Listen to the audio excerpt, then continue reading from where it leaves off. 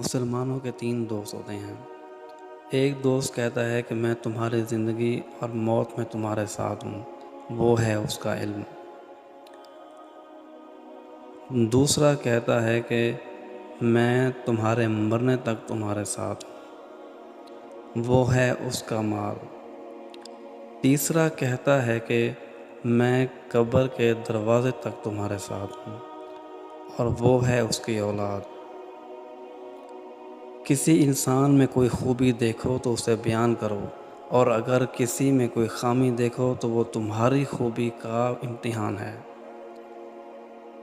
کسی کا عیب تلاش کرنے والے کی مثال اس مکھی جیسی ہے جو سارا جسم چھوڑ کر سے زخم والے حصے پر بیٹھتی ہے۔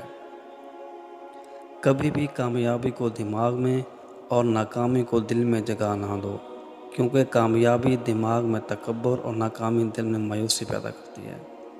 اپنوں کو ہمیشہ اپنے ہونے کا احساس دلاؤ، ورنہ وقت آپ کے اپنوں کو آپ کے بغیر جینا سکھا دے گا۔ مجھے اس شخص پر تعجب ہوتا ہے جو روز دیکھتا ہے کہ اس کی سانسیں اور عمر کم ہو رہی ہے، لیکن وہ موت کے لیے تیاری نہیں کرتا۔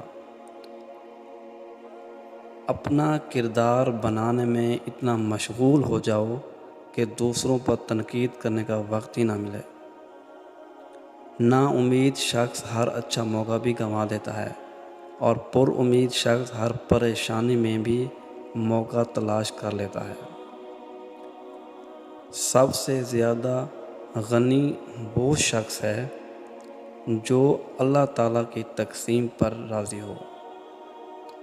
جسے تمہاری اچھی یا بری عادت کی پرواہ نہیں، وہ دشمن ہے۔ جو تمہاری اصلاح کی فکر کرتا ہے وہ سچا دوست ہے۔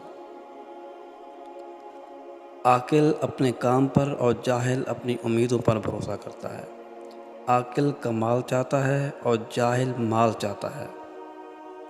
3 کام عزت بڑھانے کا سبب ہوتے ہیں: سلام کرنا، مجلس میں کسی کو جگا دینا، لوگوں کو ان کے اصل نام سے پکارنا۔